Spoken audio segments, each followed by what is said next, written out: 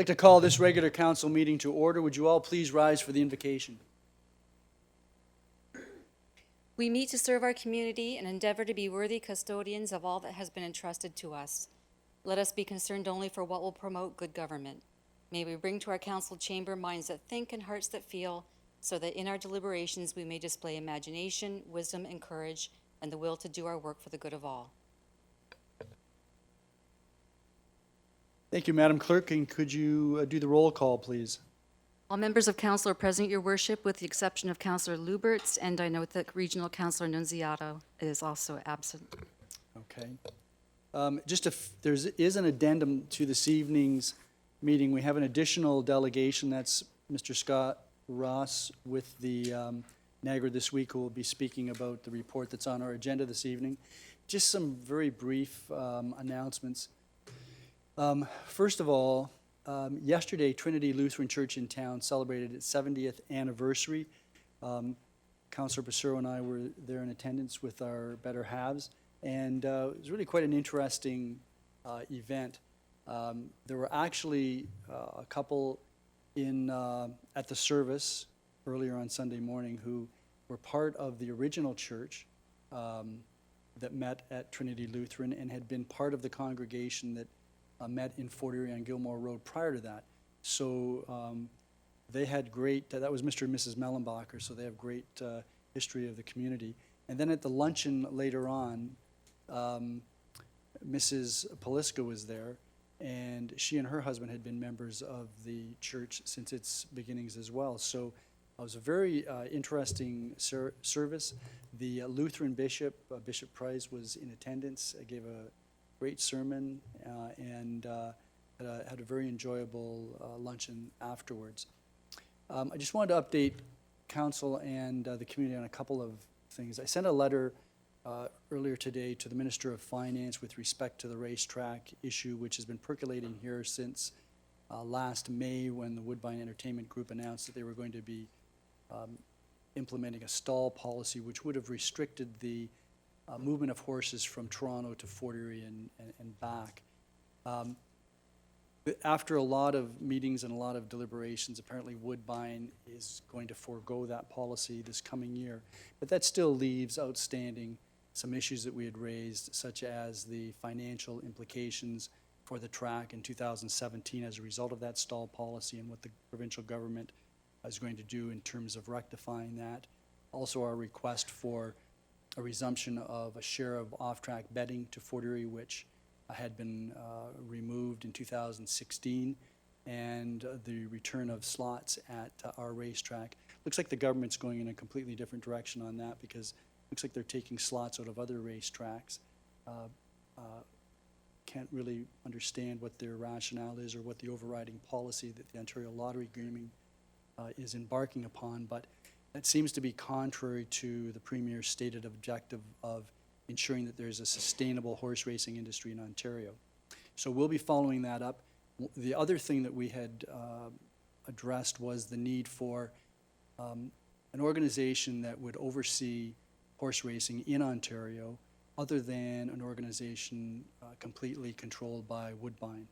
It doesn't look like that's rolling out the way it should, and so the racetracks in Ontario, aside from Fort Erie, are very vigilant about this issue and will need our support, I'm sure, as a council in the days ahead.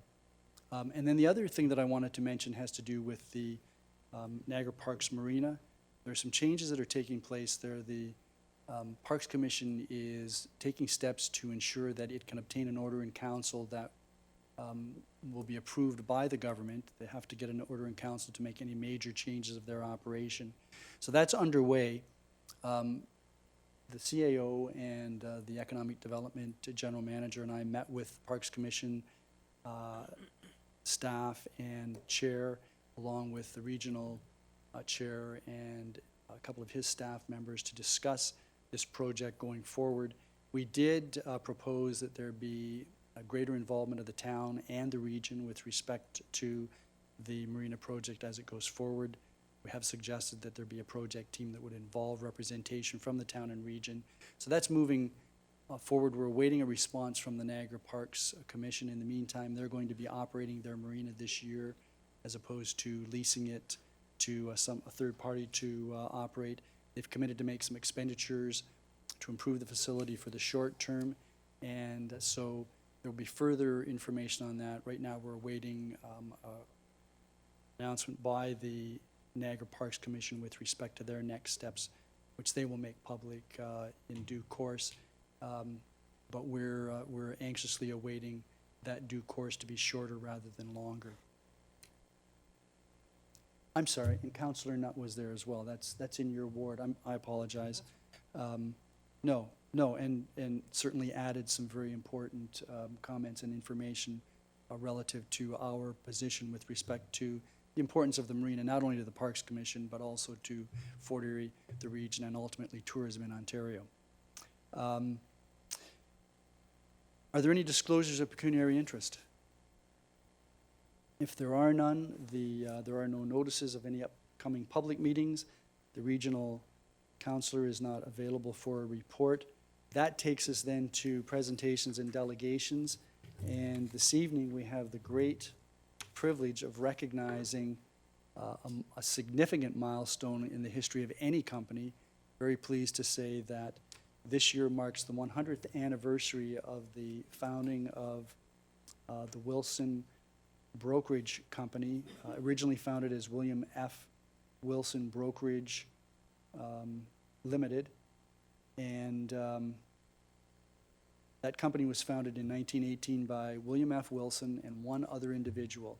And they set up shop down at the docks, the ferry docks, at the south end, near bottom of Bertie Street.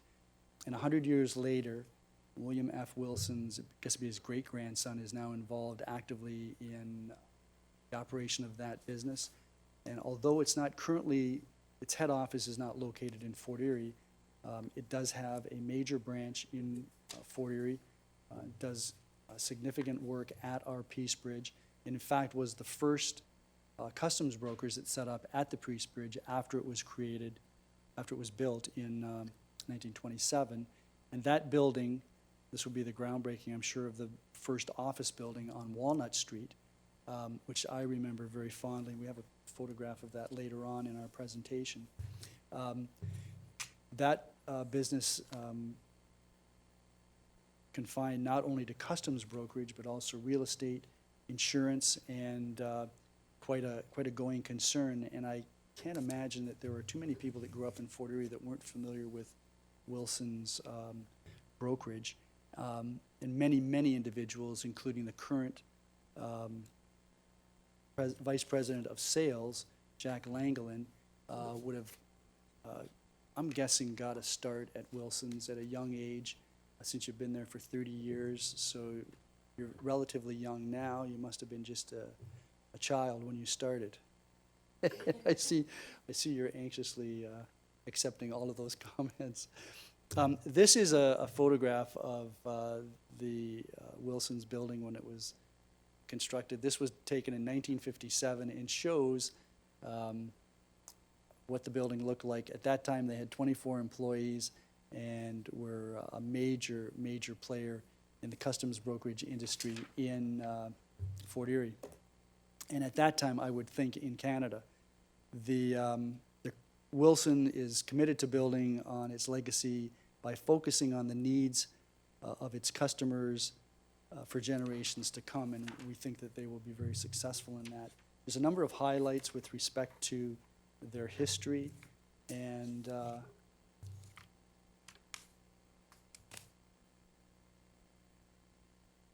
I have lots of pages here, and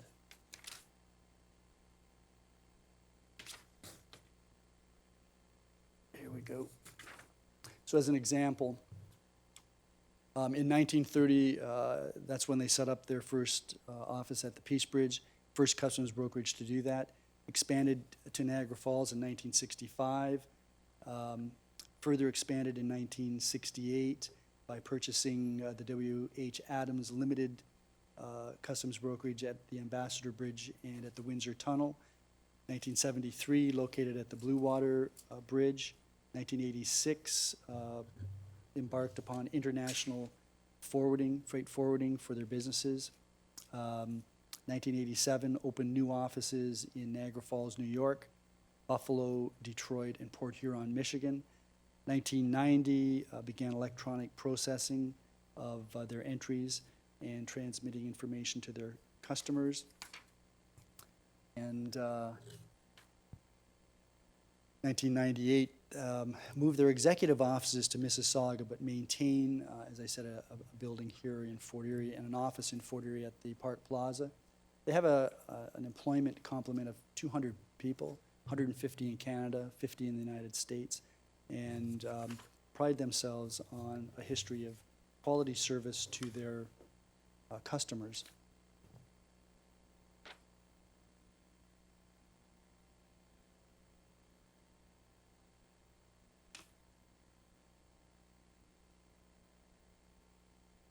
The company uses real-time and innovative technology tools with controls, web portals, excellently trained client service specialties and specialists. Wilson serves a wide variety of time-sensitive and logistically complex businesses, including food, steel, produce, floral, and automotive sectors. And this evening, it's my great pleasure in conjunction with Councillor Zanko to present to Jack Langlin, the President of Sales, a certificate from the town of Fort Erie to show our appreciation and congratulate the company on 100 years of success and undoubtedly a further 100 years or more in the future.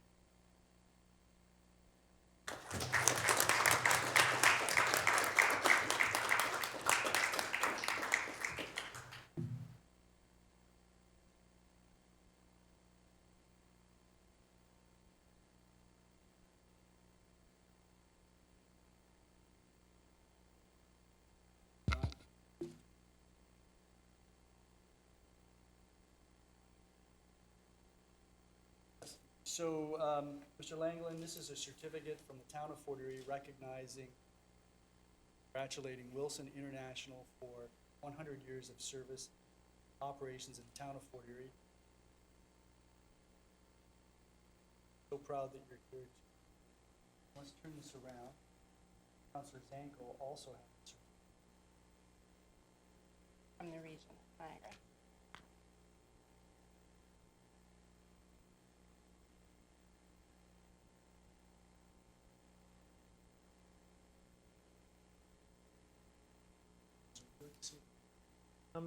Just, on behalf of. You're going to turn around. Am I going? You're going to speak to This council. way? Ah. Yeah. Give us a chance to get back to our seat. Will do.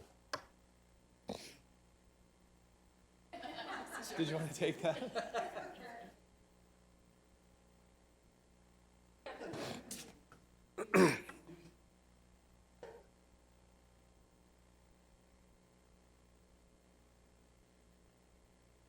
Mr. Langlin, you're on. Mr. Mayor, thank you very much.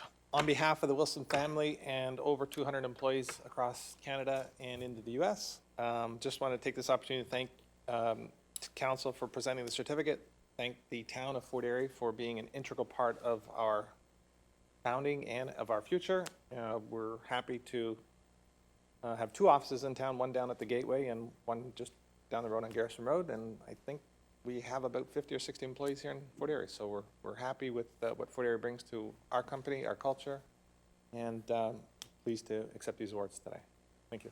Thank you very much, and we wish you continued success. And we know that you're a big part of our community, have been for 100 years, and look very much forward to you being a big part in the future. Thank you. Thank you.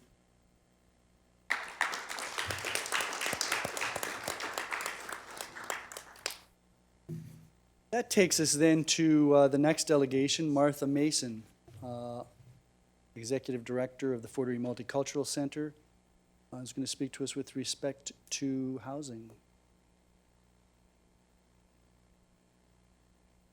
Good evening. Good evening. Do I have to move these? No, you can just speak. Can you hear me okay? Yep, we're good. Okay, I do have speaker notes, which I'll give to you when I'm finished. Great, thank you. Okay, so good evening, Your Worship and members of council and community that's here to support the Housing Coalition this evening. We are a cohort of individuals and organizations in the local and regional community with an interest in improving housing capacity in Fort Erie. Of the coalition, I'm here this evening to ask for your consideration in creating a Fort Erie Housing Action Plan. I'll tell you a little bit about some of the observations and themes that we have seen as part of the coalition. Housing across Canada, we're not immune to local, it's a federal, provincial, regional, municipal issue, is less affordable at every income level and is having an impact on long-term prosperity, productivity, and identity in our community and communities across the province and the country.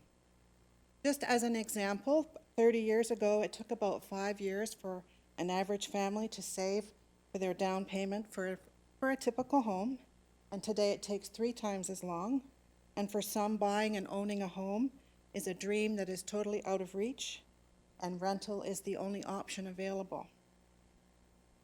Innovative housing options are often hindered by regulations that are traditional but no longer maybe need to be reviewed. Rising market values and a low rental vacancy rate, which is common in many communities, ours as well, has resulted in a very limited rental inventory. And supply and demand are not in sync. Competing priorities between landlords and tenants that live on a low or basic income level are using much more than they're using money that they could be using for food and basic living on rent costs. There are strained landlord relationships, unlawful requests from landlords. Example, they're asking for proof of income, employment, medical notes, credit background checks, etc. Not all are doing this, but it is a barrier for those who are vulnerable. Housing is an important lifeline for people with disabilities, newcomers, and fixed income seniors.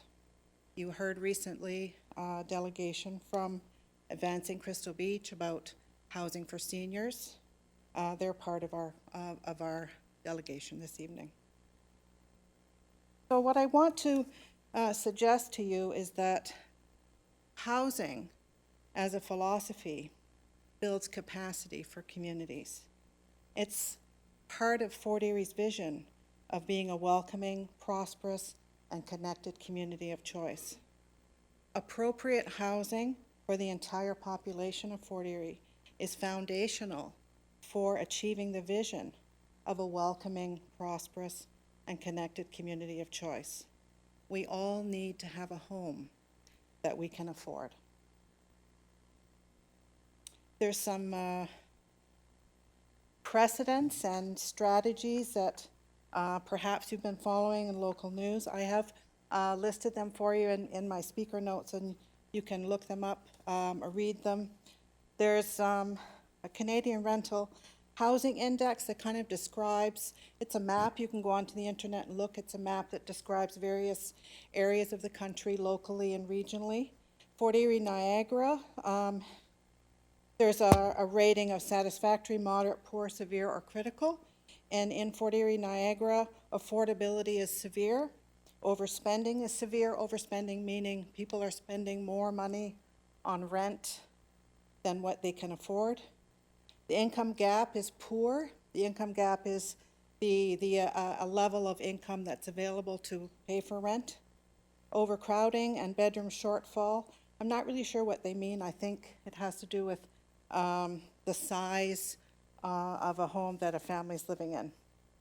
And the overall index for Fort Erie is poor. There are a few initiatives going on in Niagara right now. The City of St. Catharines has developed a housing action plan, and the City of Port Colborne Advisory Committee on Social Determinants of Health are actively working at this time on preparing a housing action plan. At all levels of government, the federal government has a federal housing strategy. It's a 10-year, $40 billion plan where housing is a shared priority and an important social determinant of health. Housing is seen as an imperative for growth and development in communities. The Ontario also has an affordable housing plan with funding and resources available. Regionally in Niagara, they have the 10-year Home for All, Niagara Housing and Homelessness Action Plan. The Commissioner of Community Services regionally on June 2017 issued a memorandum and stated that Commissioner of Community Services outlined the role of municipalities in housing, and although it's not mandated to deliver or administer housing or housing services or homelessness services, individual municipalities can play a key role in developing an adequate supply of affordable housing through its development of policy that supports diverse types of housing to meet the needs of its community. So there are some precedents for process and for policy here in Niagara. We recognize that the town of Fort Erie is not a housing provider. However, given your role as leaders, the community would be well served to identify actions and long-term policy direction that will help to address affordable housing issues. One of the things that's quite important in terms of my ask of you this evening is building readiness. I think in many ways we're all aware that these are not new issues that we're talking about, but in order for our community to be responsive, a housing action plan will enable us to be responsive when funding opportunities become available, when development opportunities become available. It's really important that we're ready when they emerge and when they appear. There are some opportunities available now that we could, given the building of a plan, be responsive to.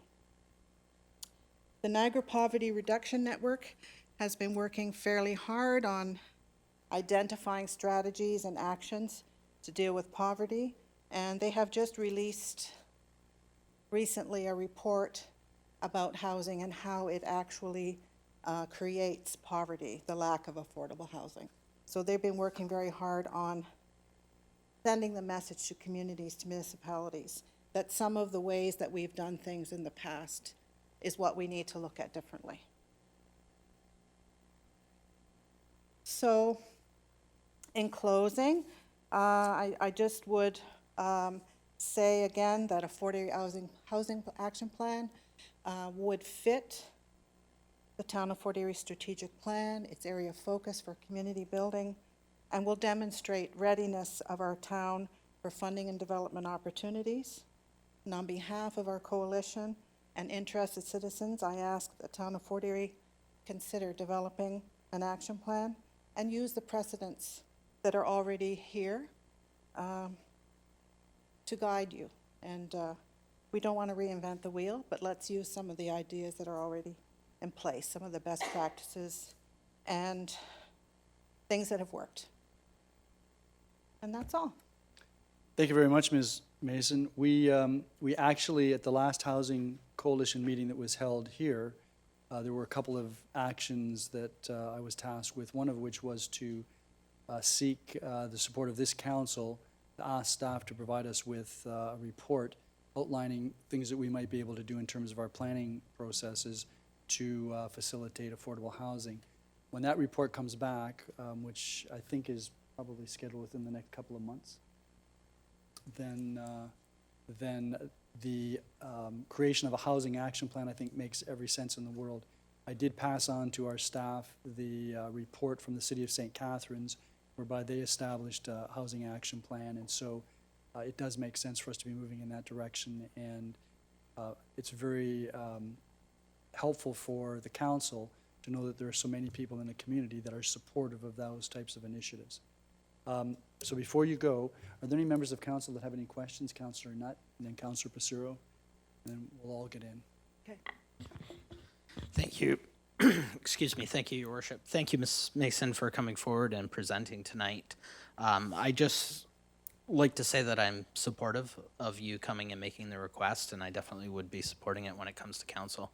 One of the things that you kind of touched on it as housing for all, and that we seriously lack in Fort Erie is the fact that we don't have proper or adequate supply of apartments. And I know that that is a concern with our planning staff as well.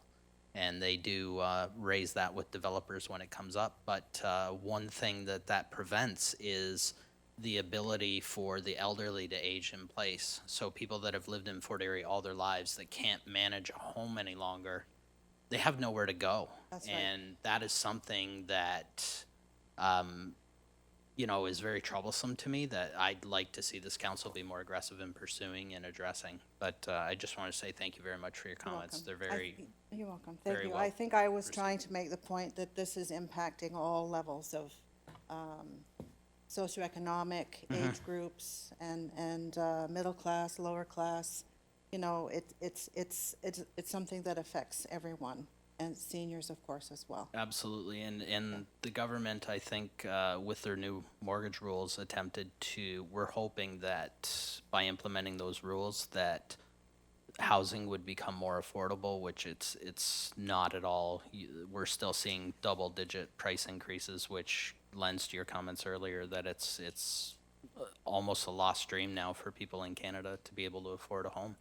Yeah, I read recently, actually this afternoon, 40% of Canadians across the country will very likely not ever be able to own a home in the current system, yeah.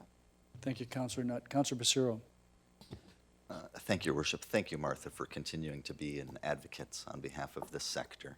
You mentioned the Canadian Rental Housing Index in giving us a severe rating in two or more of the categories and overall poor rating. How long has Fort Erie been in that situation? Does it go Actually, over successive years, and when did that trend I think start to go so sharply I think it's downwards? been moving in the direction for some time. I think it speaks to why the region has developed the 10-year plan and the federal government.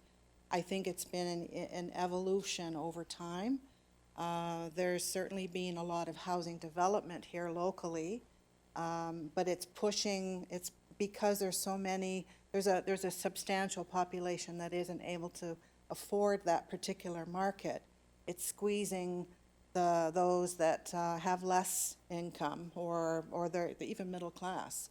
So I think it's been coming for a while. I would say probably more specifically in the last 2 years with the heightened real estate market and prices going up and being more inflated, market wars, those kinds of things, bidding wars. There's been more emphasis on the impact on the other side. I appreciate those comments. It definitely brings perspective as to where we've been and where we're going to be if we don't act on it now. Yeah. And I'm definitely supportive, looking forward to the reports and looking to see if there's anything we can do specifically from a financial point of view to entice developers to build accommodations of this type of means. I hope our Director of Finance is covering his ears because that will probably include waiving of costs for a number of things. But if that's what we need to do to encourage this type of development, then I think all options should be on the table. And I appreciate your time and the ACB folks who are here tonight in support as well. Thank you, Your Worship. I'm going to go to Councillor Butler and then Thank you, Your Worship. Through you to Ms. Mason. Thank you for your presentation. It was really good. You have articulated the needs of the community very well, and your knowledge obviously comes from working in the trenches to help reduce poverty and find solutions out in the marketplace. I wonder, besides the fact of coming up with a housing action plan for the town of Fort Erie, if it might not also be beneficial for the town to sanction a committee forming a formal housing committee. Would that be helpful as well? I think so. I think I think that the Housing Coalition is looking for a way to raise its voice, and so that might be a good opportunity to do that, to bring the groups together to share those ideas mutually. Okay, thank you. I'll be making that suggestion later. Thank you. Yes, thanks, Ms. Mason, for your presentation. How many groups are represented here this evening presently? Actually, in my speaking notes, I have listed all the members and colleagues of the coalition. This evening, we have some representation from Advancing Crystal Beach, Bridges Community Health Center, Salvation Army, Beachcombers, the Multicultural Center. Did I forget someone? Fort Erie Native Friendship Center. Thank you. Well, I agree 100% with what you're saying. In fact, we've had conversations of this sort over the last few months, so we know that more affordable housing has to be dealt with. So I tend to agree with what Councillor Butler has stated and try to get a committee together. If we have to be close together, we can work closer together. So I will be supporting think that would be Councillor great, Butler yeah. on that. Any other counselor? Go ahead. Thank you, Your Worship. Through you to Mrs. Moore, thank you very much. That was an excellent presentation. And as Councillor Nutt had said, Fort Erie is very much focused on apartments and condos. But my concern is it still doesn't address the affordable housing market. And I guess my question is, what are other municipalities that throughout Niagara, which I'm sure probably have similar conditions, what type of initiatives are they taking to expedite the concern? Okay, well, I think in terms of the St. Catharines model, what they are doing is looking at their protocols and bylaws in the planning context. So when a developer is coming in, or there's discussions going on negotiating with the developer, that there's some pieces in there that afford the affordability piece, that it's built in. There's an inclusion access piece. We did talk about that briefly at one of the meetings. It's something that has been discussed at the municipal level in St. Catharines that I know of. The City of Port Colborne is using the approach of social determinants of health to sort of model that housing begets lots of other things, so that everything is connected in that context. So if we look at a person's overall well-being, housing being part of that, it lends itself to those particular policies at the municipal level. Thank you. Thank you. And Ms. Mason, you said that you are going to leave us a copy of your presentation? That would be great. And Mr. Brady, before we leave this, do you know what the timeline is with respect to the report that I believe Ms. Dolch is working on with respect to policies, planning policies relative to affordable housing? Ms. Dolch is working on a report to bring back to council that will outline the existing planning policies that we have, and will outline a little bit about what St. Catharines is doing or has proposed to do. I don't think they are actually doing it. And my expectation is it's probably not for at least 2 or 3 months till that report's here. Right, and I anticipate that she's going to be making some recommendations with respect to policies that we could consider. That was, I believe, the resolution. I believe she'll bring some ideas to council, and we'll be looking for direction from council as to which they wish to pursue that. As I think, as the council is aware, the planning department has been a long advocate of having a wider variety of units in developments, but unfortunately, the community has often opposed it. I'm sorry, I didn't catch the last part. I was listening to somebody's ringtone. I said, unfortunately, the community has often opposed the use of alternatives to single families. Right, and I guess that's where the issue of leadership comes in. Thank you very much, Ms. Mason. We appreciate it, and we appreciate the time that all of you have taken to come out here and the time that you're spending on what's a very important issue for our community. Thank you.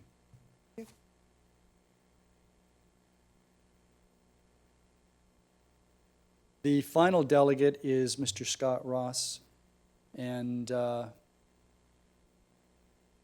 please descend into the bear pit.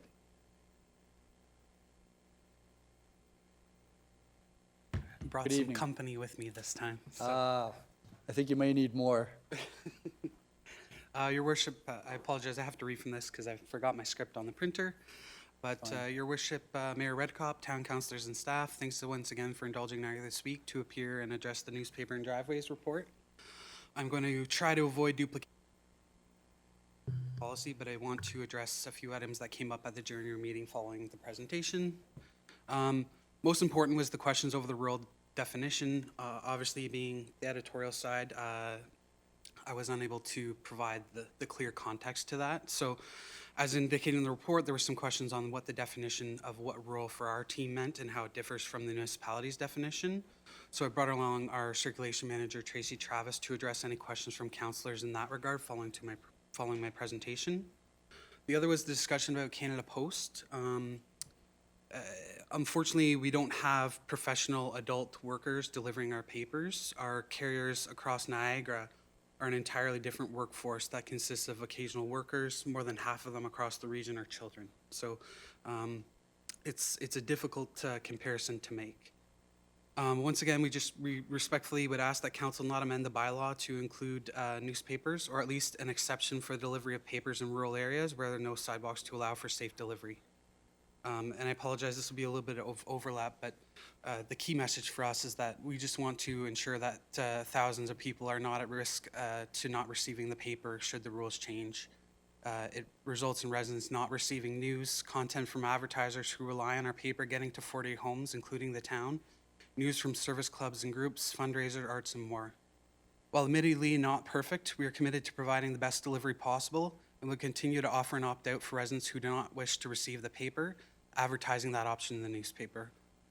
One new piece of information, we're also looking at adding multiple newspaper boxes to provide an alternative option for those who would like to receive the paper but are maybe having issues with delivery at home. The report indicates 3 concerns made their way to the CAO's office leading up to this winter, and with the elimination of multiple papers, we heard Post Media say in an initial meeting that its shopper was a huge piece of the problem flying around.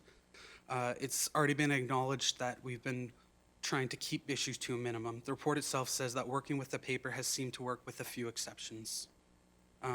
We hope you'll acknowledge not only our cooperation efforts over the last 12 to 14 months, but also think about the contrast between the few complaints that we've had when you consider the 12,000 or so issues delivered across the town each week. We hope you'll see the value of the local newspaper and its service in keeping the community informed and engaged. We've already seen the impact of the changing industry here in town. We feel, especially now, our service is critical at a time where we are the only publication delivered for free to residents across the municipality. Thanks once again for your time and dialogue on this issue. I know we genuinely do appreciate the communication and the time that not only council but also staff has put into this. Thank you very much, Mr. Ross. And there may be some questions by members of council. Councillor Nutt and Councillor Zanko. Thank you, Mr. Ross. Thank you for coming tonight, and I know we've had some dialogue over there. My question, firstly, is now that the snow's melted, have you been down Stevensville Road? I'm sorry, and could we get your name as well, please? Tracy Travis. Thank you.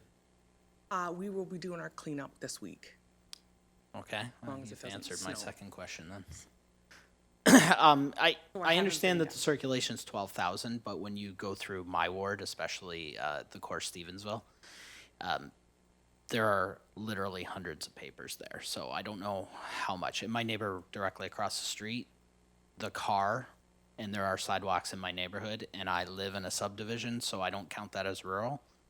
The car that drives by and tosses the paper in the driveways, he just refuses to pick up the paper. If it weren't for the 2 young kids that live next door that go out and get the papers out of his driveway all the time so that there's not a mess. So the opt-out, he isn't taking advantage of it. And I understand that there isn't a great deal of paper buildup, but how are you going to combat those type of situations where the person's not getting their paper, obviously, and it's the gentleman who lives directly across the street from me. So I know, but he has a paper box. The paper doesn't make it in the paper box at the roadside because the car's too busy going by throwing it. I like your idea of placing out the paper boxes because I think that you'll get a lot more uptake on that than people. There's a lot of people in my community that walk, and I think that you'll get a lot of uptake on that because people who want the paper will get the paper, and people who, like my neighbor, he has a Times yellow box right at his roadside, and yet the paper ends up in his driveway all the time, and he just doesn't bother to pick it up. So I don't know if it's because he supplies the box. He doesn't want to go get it out of his driveway because you're not utilizing the box, but that's something that I personally have witnessed your carriers do on a Thursday, is drive right by, and instead of putting it in the box, and there's a sidewalk on his side of the street. So I have a hard time not moving forward with what's proposed in the bylaw because of situations like that, the behavior that I'm personally observing out there. And, but I like some of the solutions you have proposed. Thank you, Your Worship. You're welcome. Councillor Zanko. Thank you, through you, Your Worship. Thank you very much. I know that this is a really tricky situation, and as I had told you before, I really do appreciate your paper. And I understand, obviously there's some, these issues are in some cases beyond your control, and in some cases you can control them. So I appreciate the initiatives you're taking. I guess my question is, and similar to Councillor Nutt, I too live in a subdivision. I've provided you with some areas that there's also a car just throwing the papers out of the drive or onto the driveways. And I guess my concern is this still continues to happen every week, even though I have brought this to your attention. And I do like the fact that you're suggesting paper boxes, but mainly my question would be, if the car's throwing these papers out, how are they going to throw it into a paper box? And what type of control do you have over this, since it doesn't seem like there's a lot you can do right now? Well, in urban areas, we do have carriers that end up being lazy and will throw. We try to catch that with our visual and our phone verifications conducted every week. The boxes will be strictly adults because they will need a vehicle to do it. And they're more willing to go and put 100 in a box than deliver 100 to the doors. Oh, I see. So, sorry, Your Worship. So the box would be for the delivery, for the entire neighborhood. I understand. It basically provides an alternative for anybody who, has those situations that they don't want it coming into. Okay. Actually, that would be great in mine as well, through you, Your Worship. So, and just to kind of step back into, I know I kind of gave you a bunch of questions rolled up into one. What recourse is there? So, for example, I provided several areas in the Crescent Park location that continue to have their papers on the driveway. And what type of recourse do you have? I know it's still continuing to happen, so I'm guessing that you're contacting the carrier, but nothing's happening. He or she is still continuing to throw these papers out of their car every week. Yeah, the first thing we do is we give the carrier a verbal warning Okay. and a written warning. If we get another complaint of throwing, then they're replaced on the route. And how long does that Crescent take? Park is a really difficult area for some reason to maintain carriers. They all just want to throw in there. We do go through a lot of carriers in Crescent Park. Just to further elaborate on that question. So the process, the verbal warning and then the written warning and then the replacement of carrier, how many weeks does that normally take? So for example, if you're getting consistently week by week complaints, is it fair to say that in 3 weeks, 4 weeks, you have to replace the carrier? Weeks. Yes. Okay. I guess just one last comment with regard to the report. It's tricky for me because I know that we do get complaints, and I know how important paper is, and it is free, and I understand some of the obstacles that you're facing. But I do agree with Councillor Nutt. I think something needs to be put in place just to, have some sort of consequence to the carrier. But in your case, it seems like they just don't really care. They're replaced. It's hard to find another one. So. I am interested when the report comes forward to see what some of my colleagues have to say as well. But thank you very much for being here tonight. Thank you, Councillor Zanko. Anyone else? Please proceed. So sorry. One other question is, so when you do have a resident that calls to complain because, let's say, a paper has ruined their snow blower, for example, what do you do to help alleviate some of those costs that's incurred? We ask them for a bill and we pay it. Is that right? Okay. Thank you very much. Councillor Passero. Thank you both for being here. The model that you have set up for the delivery of your paper and the people who generally take those jobs, it seems to me a common theme that that's kind of leading towards some of the issues.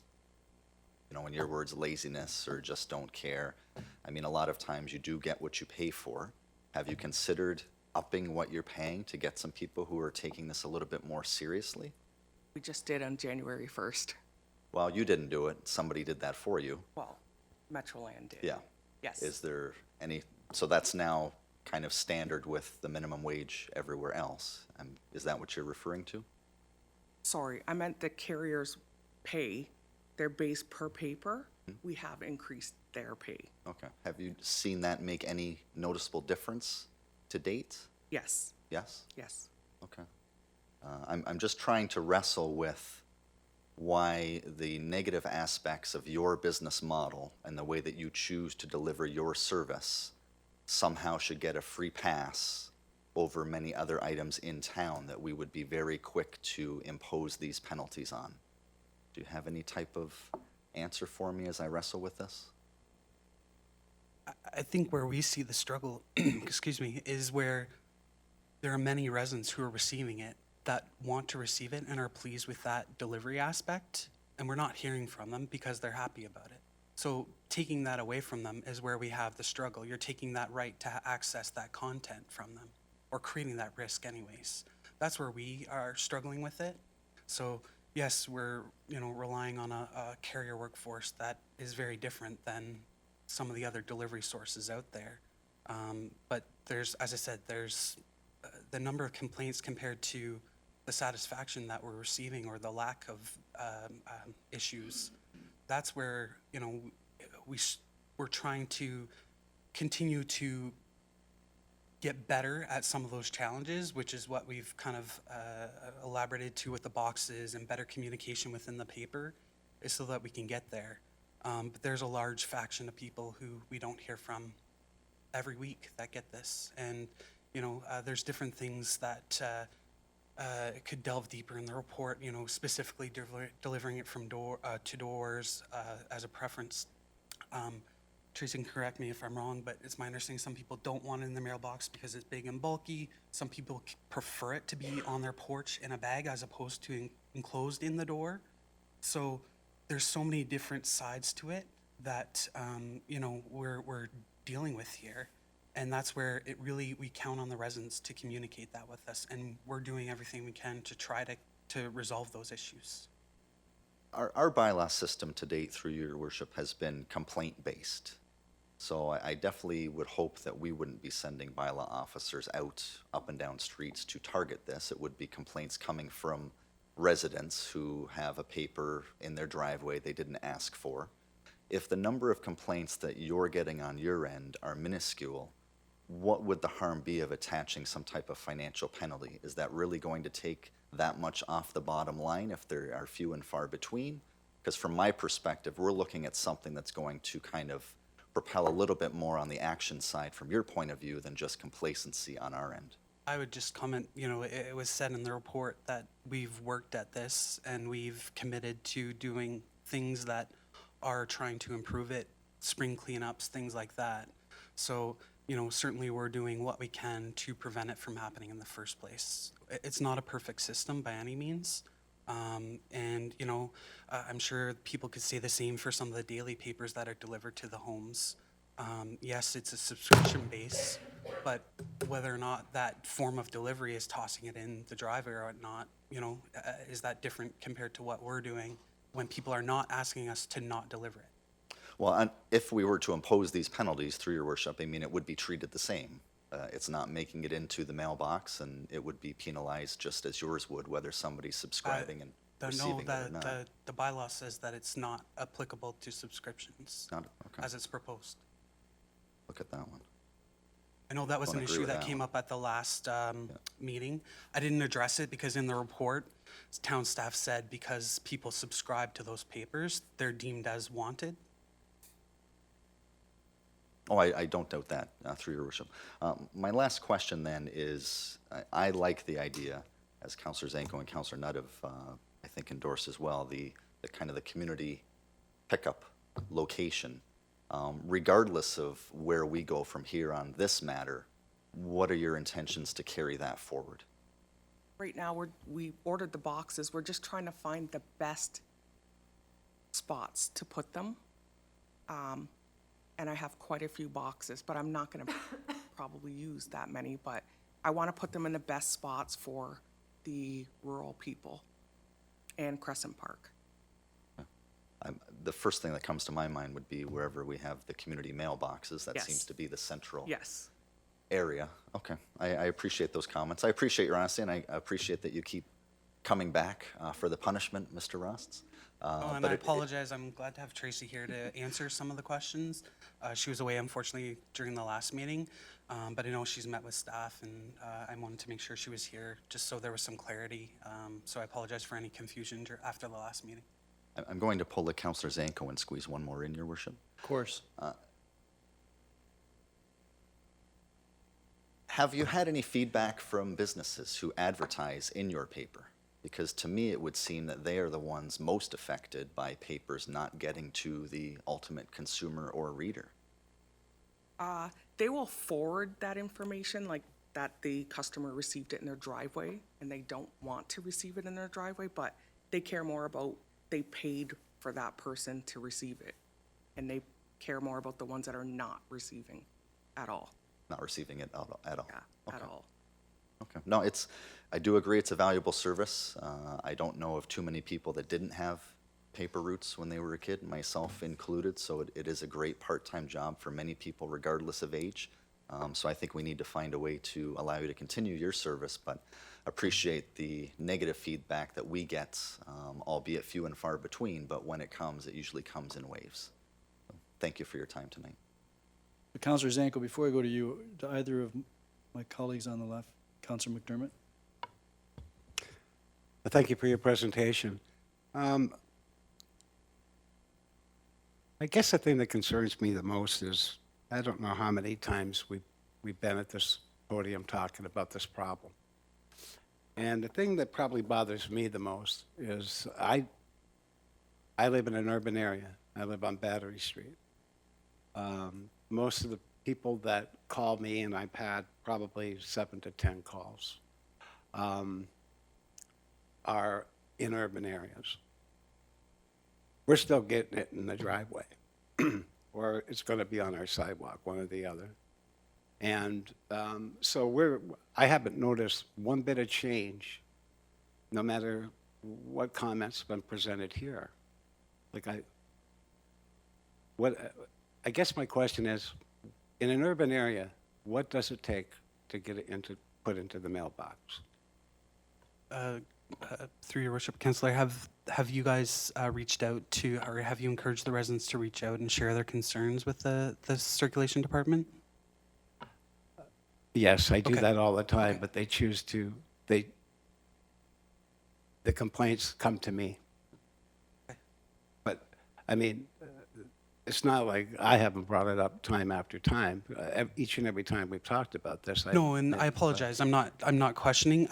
The important piece, and I think I've said it each time, is that we need to know about these. So, I've gotten several emails from councillors since we've been appearing, and we just need to know. So I apologize. I wasn't questioning. It was more just making sure that the communication flow is happening.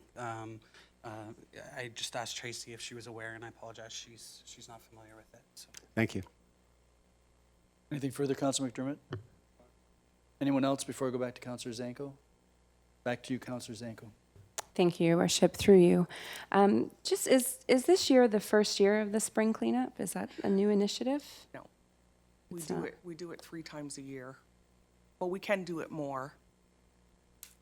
And through you, Your Worship. And what areas? Do you target the entire town or just rural areas? All rural areas and Crescent Park. And Crescent Park? Yes. Okay.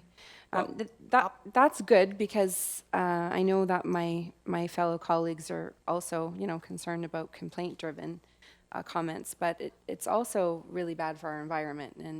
And Ward 3 in particularly always faces issues with water. And sometimes there's, many, many newspapers in various ditches.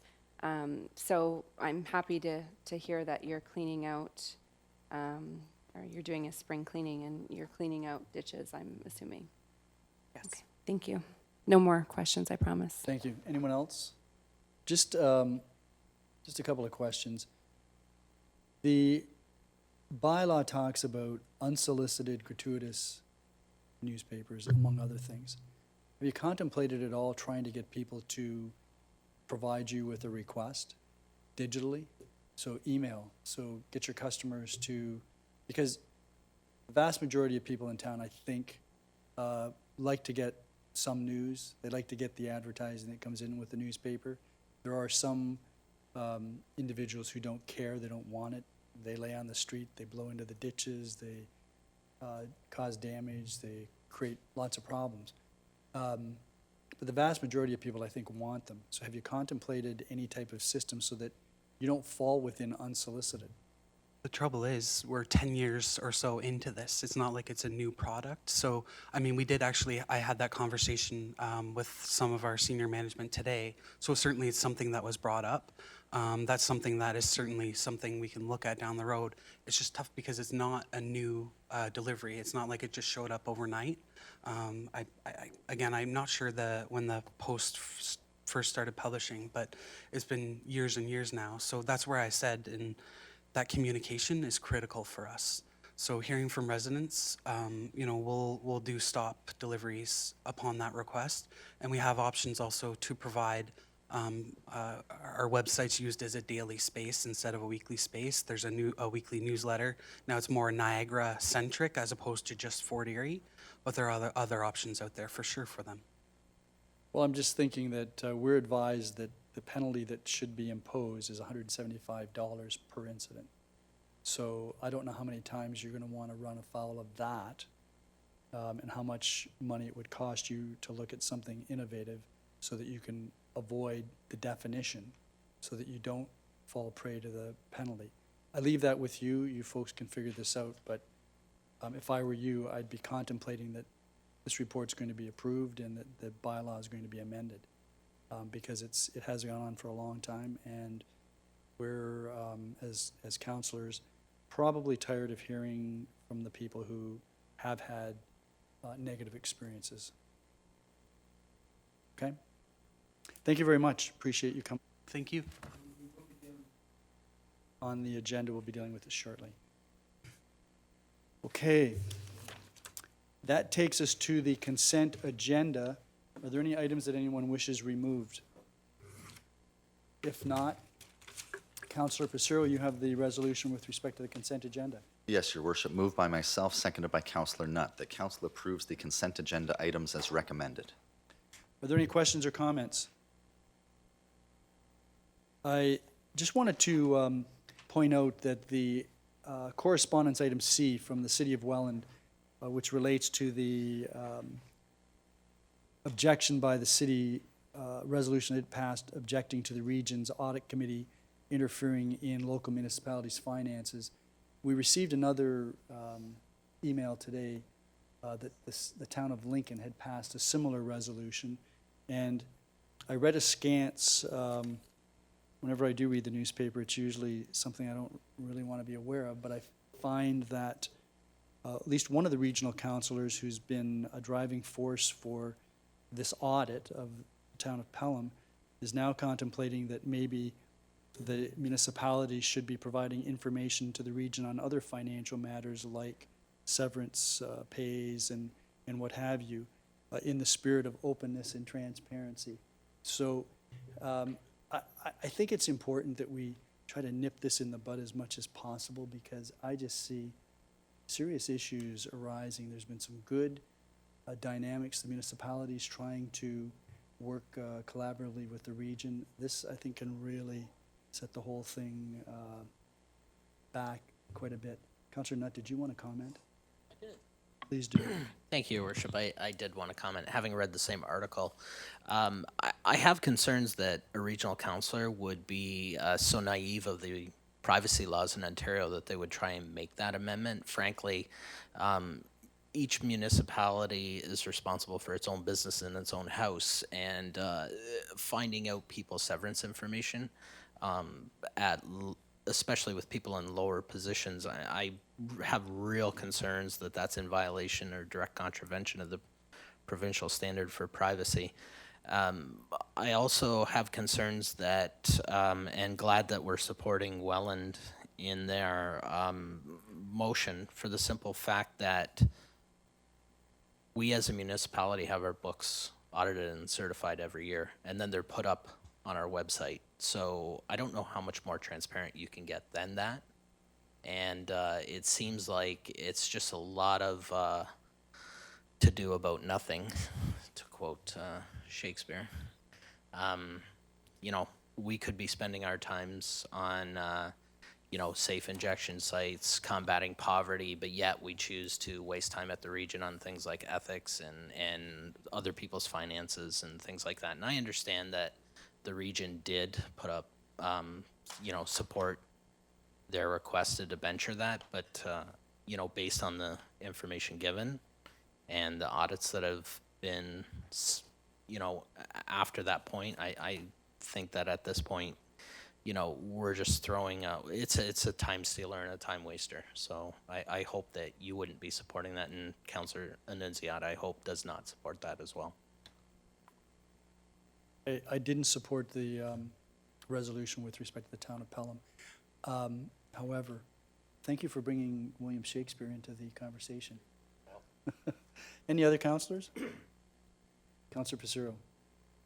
I won't dwell on this too much, but it appears if we are going to support this tonight, that brings us in line with a couple you had mentioned, but St. Catharines as well. So you have 3 of the top 4 population-wise municipalities of Niagara that are dead set against this, and yet the region, specifically their audit committee, seems to just want to steamroll this right through.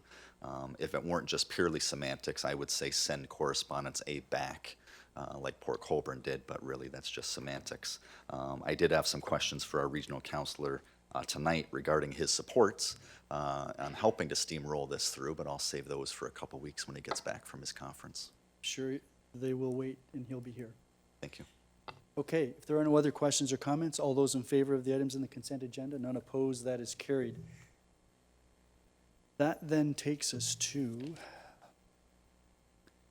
new business inquiries, and Councillor Zanko, you have the first resolution with respect to the Mayor's Youth Advisory Committee.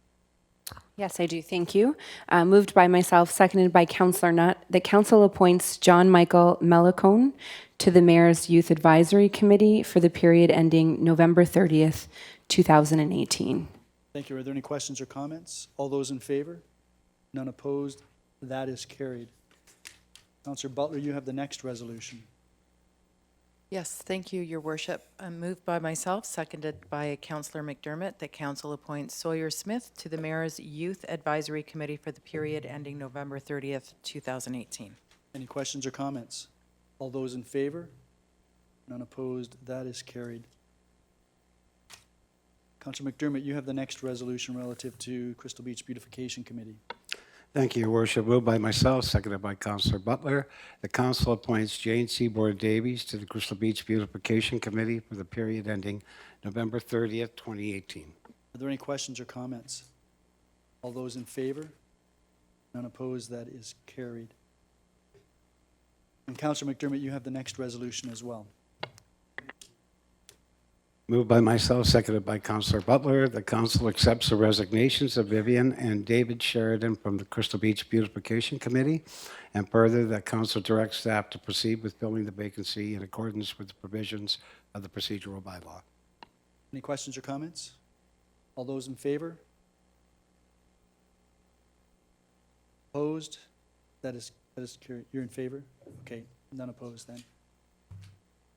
That takes us to Councillor Nutt. You have the next resolution. Yeah, sure, Worship. Thank you. Moved by myself, seconded by Councillor Zanko, that council alters the meeting schedule for the months of March due to March break, August due to the AMO conference, October, November, and December due to the municipal elections as follows. March 5th will be a council and committee meeting. March 19th, council and committee meeting, followed by a special council meeting. March 26th would be our regular council meeting. In August, our meeting schedule for the month of August will be August 13th for our council and committee meeting and August 27th for our regular council meeting. October would be October 1st for our council and committee meeting, October 9th for our regular council meeting. November would be November 13th for our council and committee meeting, November 19th for our regular council meeting. December 3rd would be the inaugural meeting of the next council, with December 10th being the council and committee meeting, followed by a special council meeting. Thank you. Are there any questions or comments with respect to that? Councillor Pacero. Thank you, Your Worship. Just in case I forget, in the future, a note to the clerk if she could note my absence for the March 26th regular council meeting. Thank you. When you're not here, we'll notice that. But you're giving notice. Yes. It's okay. So we can mark regrets as opposed to unaccounted for. Any other questions or comments? All those in favor? Unopposed? That is carried. Of course I would notice. Councillor McDermott, we have a motion which I believe you were contemplating deferring. I'm wondering if we could simply remove it from the agenda for notice to be brought at some future date. Yes, Your Worship. Due to some information that we had obtained during that meeting that we had with the taxi people, Right. decided to take some time to think about some of the options that we might have in the future. Perfect. Thank you. Madam Clerk, you'll make note of that? Worship, could we have a definite date? No, so it's going to be withdrawn from the agenda. Withdrawn completely. And Councillor McDermott will give notice at some future date. Okay. So that takes us to reports. And can I have a mover for, I guess since this is a council meeting, we need a mover and a seconder for this report. Madam Clerk, or do we just need a mover? It was previously moved. Previously moved, correct. But there's an amendment. That's why we have no mover. So can you refresh our memory as to who moved it when it was last before us? That would be Councillor McDermott. Okay. And if I read my booklet, I guess I would know that. So this report is on the floor for questions or comments with respect to the recommendation. Any questions or comments? Councillor Pacero?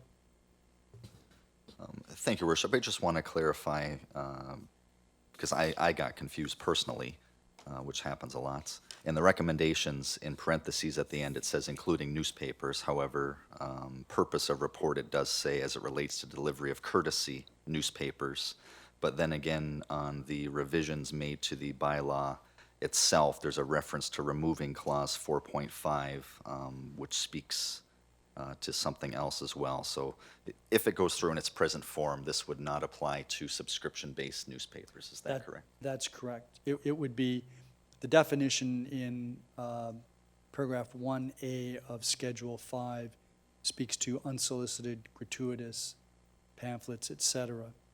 So it wouldn't apply to a subscription newspaper or any of these that are by subscription. If, as an example, there was some advertising material that was subscription-based.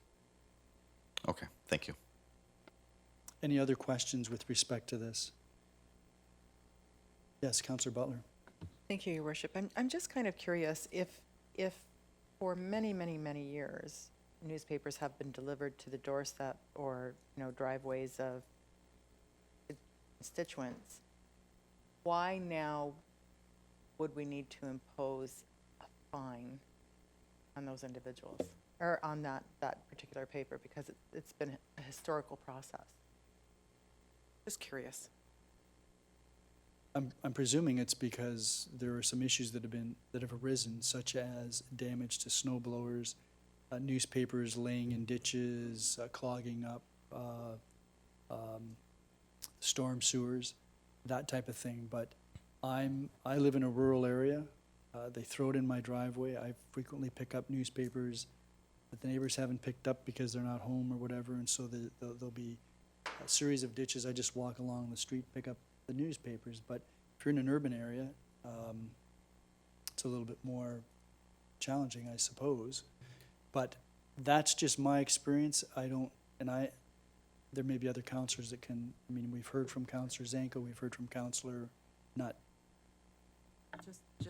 Just to clarify, I guess my question is that you have a historical practice, and though they don't have a subscription for many, does that not have any weight or bearing on the situation? Well, Does the subscription have to, regardless of that historical practice, that now changes? no, it would change, yes. If it's an unsolicited, gratuitous pamphlet, circular newspaper, advertising paper, I'm suggesting that instead of or, it should say and, then it would be caught by this, and it would be subject to a fine. So that would be a change. It's not retroactive. It would be to the future, and this has been under discussion for about 1.5 years.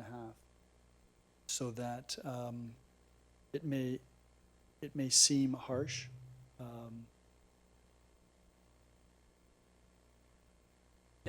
Yeah, when you add up $175 per, that could be a pretty hefty fine. But I like the direction that they're going in with the box newspapers. I think that'll alleviate a lot of it. And I agree, we have to do something and put some kind of fine structure in place so that they get motivated. But at the end of the day, I was just curious with respect to historical versus current practices. Well, we can't, if we make changes, these will be prospective, not retrospective. Any other questions or comments, Councillor Nutt? Thank you, Your Worship. I do have some comments on this, and just to help Councillor Butler along. About 8 years ago, both of the twins carried for this newspaper and the Times. They delivered both. And for me, they were given a set of rules, policies, and procedures. And the way I'm looking at this, by seeing all these papers thrown in the driveway and the ditches, that's not the policies and procedures that are delivered to the carriers by the company. I feel my heart goes out to the company, but they're not enforcing their own standard operating procedures as I know them to be from 8 years ago. Now, they may have changed since then, but and I get that they have the same challenges we do in essence, right? It's a large geographic area. They can't check everybody all the time at once.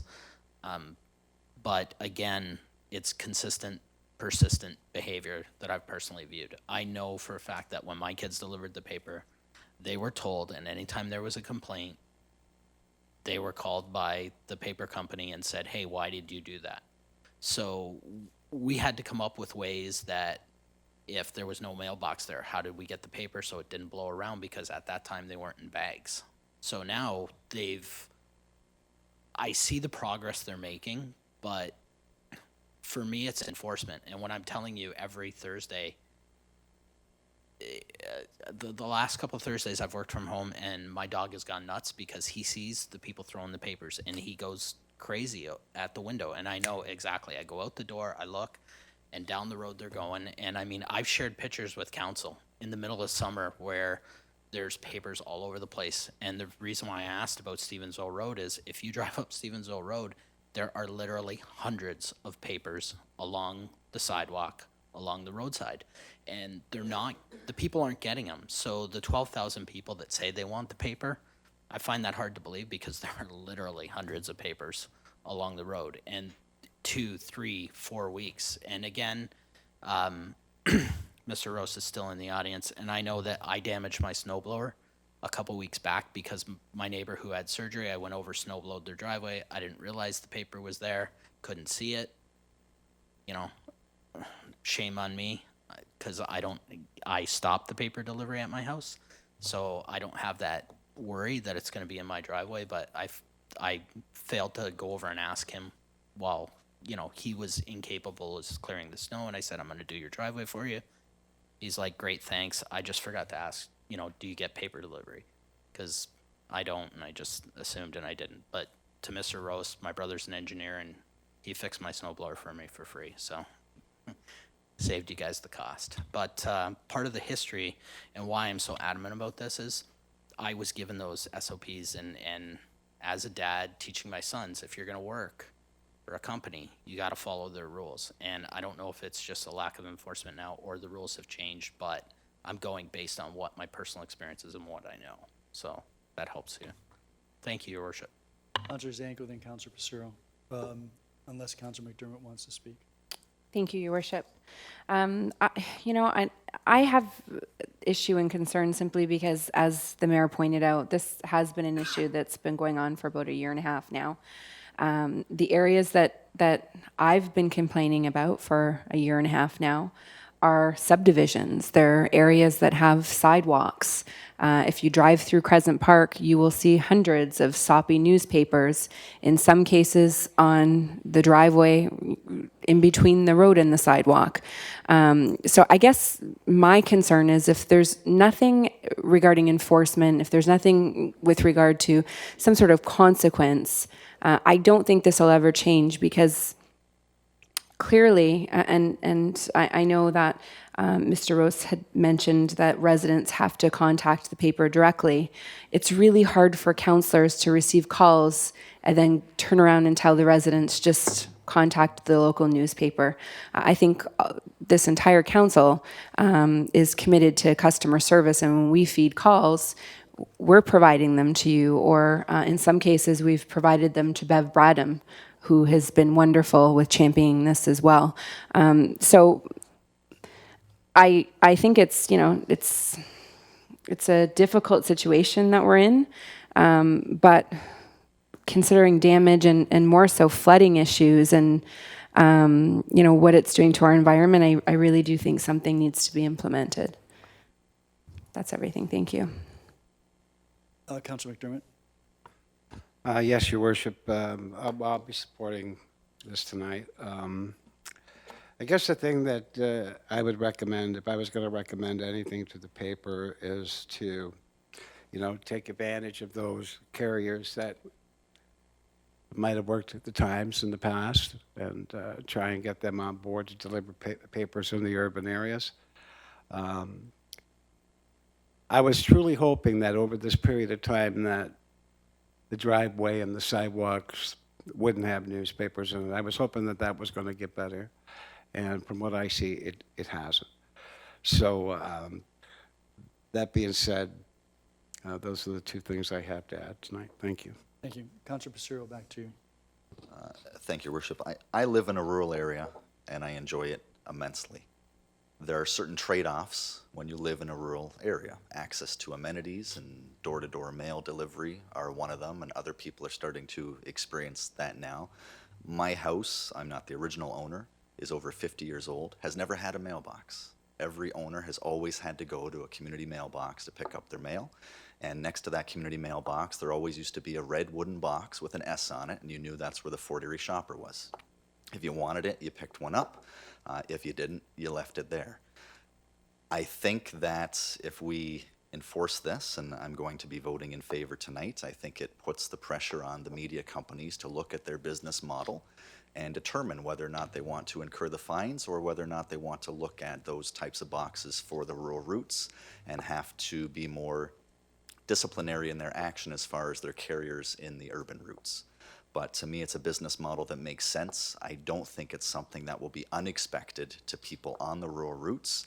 And I think even those like myself, who most of the time are very happy to go out to the end of the driveway and get it before the snowfall comes, it is those bad apples in the bunch that leave them lying around. They get pushed around. They're in the ditches. We've heard that from our roads and maintenance crews as well. It's unsightly.